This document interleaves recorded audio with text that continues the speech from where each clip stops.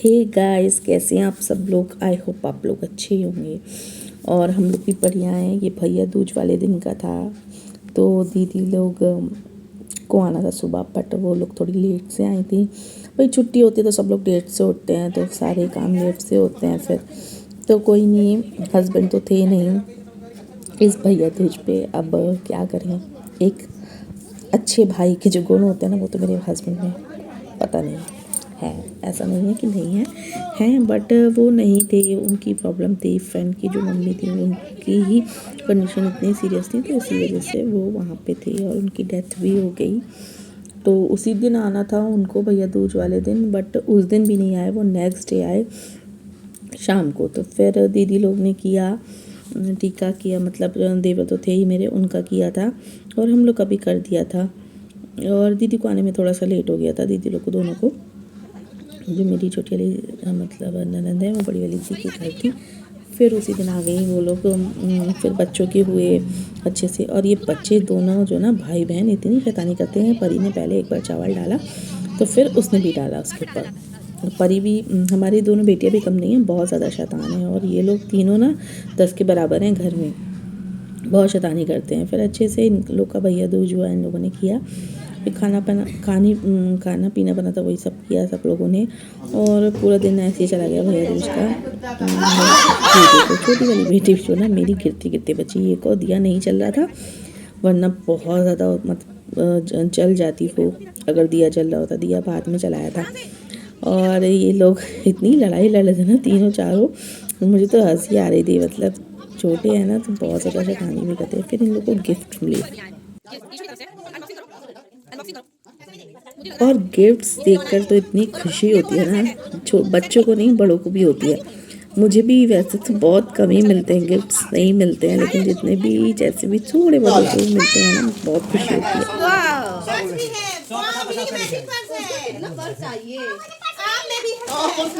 है। तो ये है, टांगो टांगो टांगो। थैंक यू बोल दो। हाय गाइस, मिनी को मिनी दिखाओ, कौन सी टॉफी आपके में?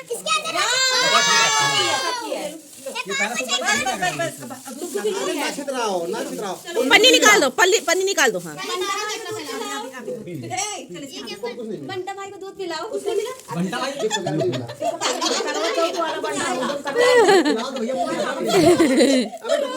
फिर भैया के दूसरे दिन मेरे हस्बैंड आ गए। फिर दोपहर में आ गए थे वो 3, साढ़े 3, 4 बजे तक। फिर नहा धो के, मिट्टी से आए थे, नहा धो के खाना पीना खाया और उन्होंने रेस्ट किया। कम से कम साढ़े 7:30 बजे तक उन्हें हमने रेस्ट करने दिया। हमने कहा अच्छे से सो लो, बट हमें शाम को जाना है तो जाना है। जानते हो मेरा बेटा ज़िद कर लेता है कि पापा मुझे बस लेके जाना है। आप इतने दिन बाद आए हो, दिवाली के दूसरे दिन चले गए थे, भैया के दूसरे दिन शाम को आए हो, तो हमें बस घूमने जाना है। चाहे थोड़ी देर के लिए लेके जाओ, चाहे हैप्पी होम तक लेके जाओ, बट हैप्पी होम तक नहीं, हम लोग सुलेबसराय तक गए थे, घूम फिर के खा पी के आ गए थे। और ये था, ये भैया दूज वाले दिन का नहीं, हाँ ये तो मेरे हस्बैंड आ गए उसके दूसरे दिन का था।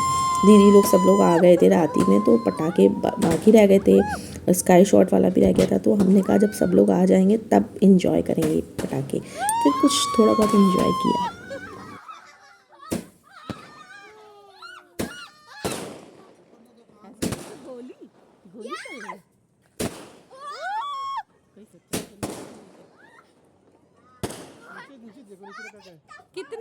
कितने थे? फिर कल मैंने बनाए छोले भटूरे, जो कि दीदी लोग को कल जाना था, तो कल दीदी लोग चली गई। तो मैंने उनसे पूछा कि क्या खाएंगे, कल संडे भी था, सभी लोग घर में थे।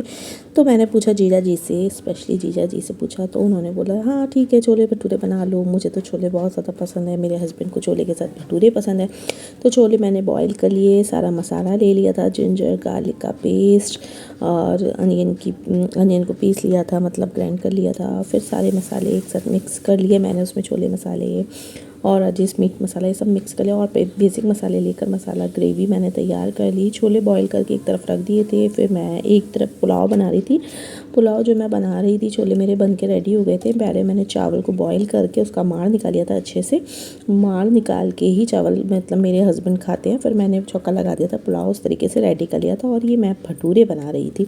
भटूरे का आटा मैंने सबसे पहले गूंद के रख दिया था, उसमें दही मिला दिया था हल्का चीनी डाल के दही और सोडा, थोड़ा सा बेकिंग सोडा मिलाकर गूँथ के रख दिया था। काफ़ी मेरे फूले फूले और अच्छे से भटूरे बने थे। और भटूरे तो गर्म ही गर्म पसंद हैं, तो मेरे मतलब जो और भी दीदी सभी लोग ने ऊपर कर लिया था, मतलब आलू के पराठे बना लिए थे मेरी देवरानी ने। तो वहाँ पे पहले उन लोगों ने नाश्ता कर लिया आलू के पराठे का, और ये लंच में हमने खाए छोले भटूरे, और पुलाव भी अच्छे बने थे, खिले खिले चावल वाले पुलाव बने थे, और सबने खाए। 3-4 बजे तक लंच किया था।